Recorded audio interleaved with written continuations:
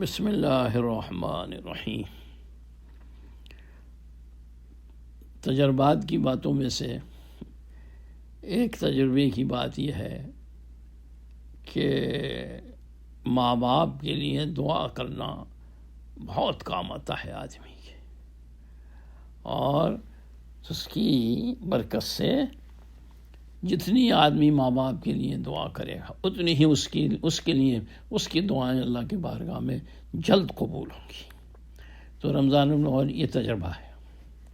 آپ رمضان المبارک میں والدین جن کا سب سے بڑا حق ہے اللہ نے مقرر کیا ہے اپنے بعد، ان کے لیے خصوصیت سے جو زندہ ہیں تو ان کی بلندی درجات کی اور ان کے ہر طرح آرام و راحت پہنچانے کی کوشش اور دعا کریں، اور جو گزر چکے ہیں ان کی مغفرت اور بلندی درجات کی خاص طور پہ دعا کریں۔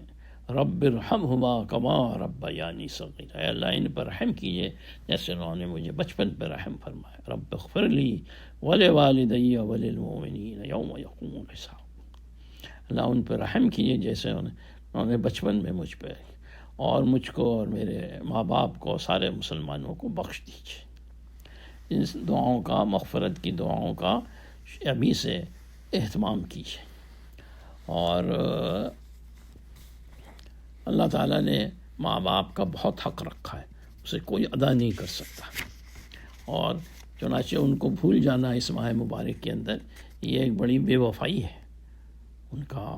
حق ادا، خاص طور اور پھر اولاد کے لیے حضرت ڈاکٹر عبداللہ صاحب فرمایا کرتے تھے کہ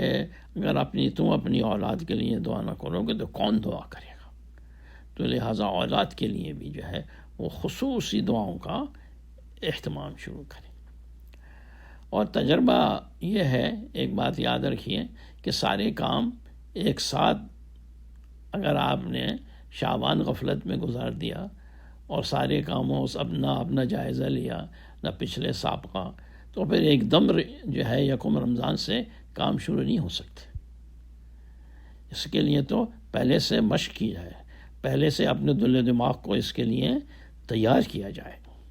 تاکہ یہ جب تک آپ رمضان میں داخل ہوں تو یہ ساری چیزیں کسی نہ کسی درجے کے اندر آپ کے اندر پیدا ہو چکی ہوں۔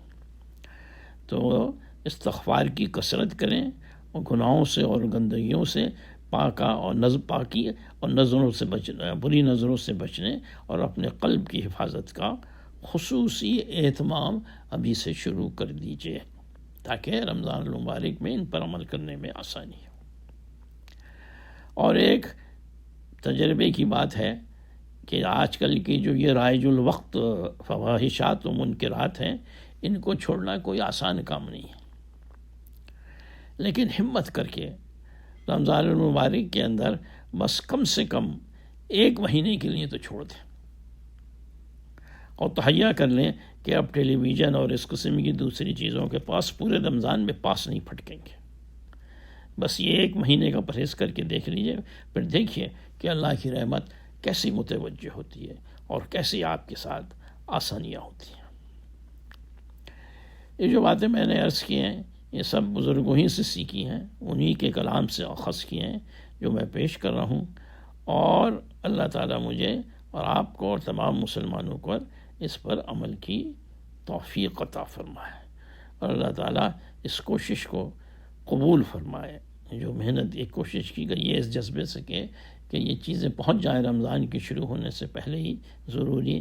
اور میرے لیے بھی نجات کا ذریعہ ہوں اور آپ کے لیے بھی نجات کا ذریعہ ہوں۔ اور ایک دوسری چیز یہ، ایک اور ہمارے حضرت مولانا شاہ صاحب فرمایا کرتے تھے، بھائی ایک دوسرے کے لیے دعائیں کرنے کی عادت ڈالو، ایک دوسرے کے لیے دعائیں کرو، اور ایک دوسرے سے دعاؤں کی درخواست کرو، اس سے بہت نفع ہوتا ہے، بہت فائدہ ہوتا ہے۔ تجربہ کر کے دیکھ لیجیے اس ماہ مبارک، لوگوں سے بھی درخواست کیجیے، خود بھی لوگوں کے لیے دیے، انشاءاللہ آپ اس کے فوائد آپ خود مشاہد کر لیں گے۔ آمین یا رب، یا اللہ اس کوشش کو اپنے فضل و رحمت سے